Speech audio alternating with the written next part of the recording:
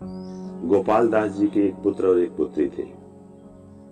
उन्हें अपने पुत्र के विवाह के लिए संस्कारशील पुत्र वधू की तलाश थी। किसी मित्र ने सुझाया कि पास के एक गांव में ही स्वरूप दास जी के यहाँ एक सुंदर सुशील कन्या है। गोपाल दास जी किसी कार्य के बहाने स्वरूप दास जी के घर पहुंच गए। कन्या रूपवान थी, देखते ही उन्हें पुत्र वधू के रूप में पसंद आ गई। गोपाल दास जी ने रिश्ते की बात चलाई, जिसे स्वरूप दास जी ने सहर्ष स्वीकार कर लिया। स्वरूप दास जी की पत्नी ने मिष्ठान भोजन आदि से आगत स्वागत की। संयोगवश स्वरूप दास जी की पत्नी के लिए नवशहर का सोने का हार आज ही बनकर आया था। समधन ने बड़े उत्साह से समधी को दिखाया। हार वास्तव में सुंदर था। गोपाल दास जी ने जी भरकर उस हार की तारीफ की। कुछ देर आपस में बातें चली और फिर गोपाल दास जी ने लौटने के लिए विदा मांगी और घर के लिए चल दिए। 4 दिन के बाद ही स्वरूप दास जी की पत्नी को किसी समारोह में जाने की योजना बनी और उन्हें वही हार पहनना था। उन्होंने ड्राइवर का कोना कोना छान मारा, पर हार नहीं मिला। सोचने लगी, हार गया तो गया कहाँ। कुछ निश्चय किया और स्वरूप दास जी को बताया कि हार गोपाल दास जी चोरी कर गए हैं। स्वरूप दास जी ने कहा, भगवान ठीक से देख, घर में ही कहीं होगा, समधी ऐसी हरकत नहीं कर सकते। उसने कहा, मैंने सब जगह देख लिया और मुझे पूरा यकीन है हार गोपाल जी ही ले गए हैं। हार देखते ही उनकी आंखें फट गई थी। वे बड़ा घूर कर देख रहे थे। निश्चित ही हार तो समधी जी लेकर गए हैं। आप गोपाल जी के यहाँ जाइए और पूछिए, देखना हार वहाँ से ही मिलेगा। बड़ी ना नुकर के बाद पत्नी की जिद के आगे स्वरूप जी को झुकना पड़ा और बड़े भारी मन से वे गोपाल जी के घर पहुँचे। अचानक स्वरूप जी को घर आया देखकर गोपाल जी शंकित हो उठे कि क्या बात हो गई। स्वरूप जी दुविधा में थे कि आखिर समधी जी से कैसे पूछा जाए।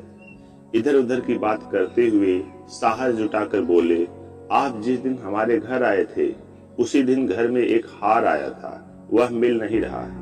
कुछ क्षण के लिए गोपाल जी विचार में पड़े और बोले, अरे हाँ, वह हार तो मैं लेकर आया था। मुझे अपनी पुत्री के लिए ऐसा ही हार बनवाना था, अतः सुनार को सैंपल दिखाने के लिए मैं ही लेकर आया था। वह हार तो अब सुनार के यहाँ है। आप 3 दिन रुकिए और हार ले जाइए। किंतु असलियत में तो हार के बारे में पूछते ही गोपाल जी को आभास हो गया कि हो न हो समधन ने चोरी का इल्जाम लगाया है।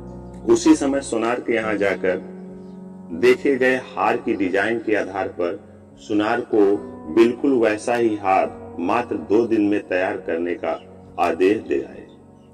तीसरे दिन सुनार के यहाँ से हार लाकर स्वरूप जी को सौंप दिया।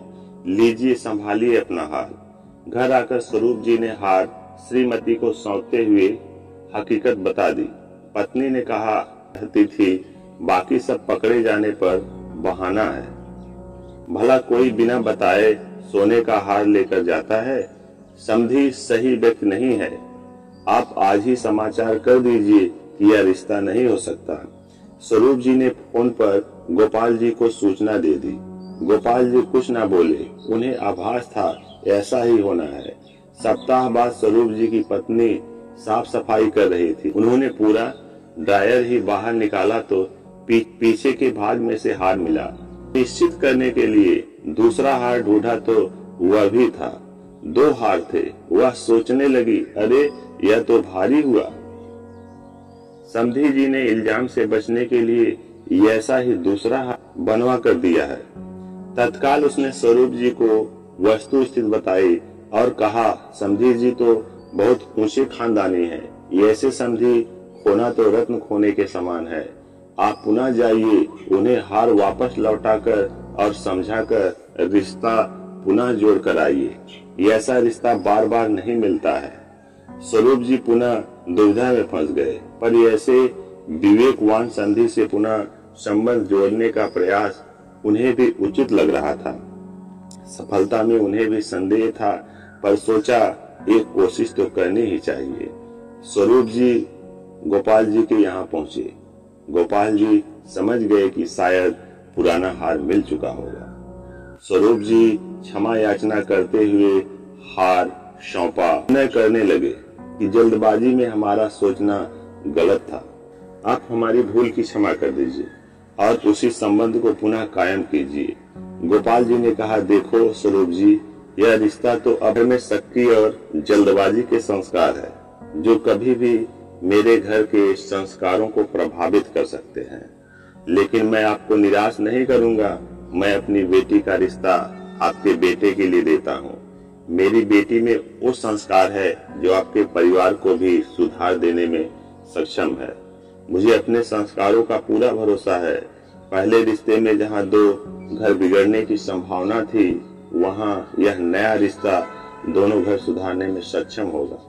स्वरूप जी की आंखें ये ऐसी हितैषी पाकर छलछला आई।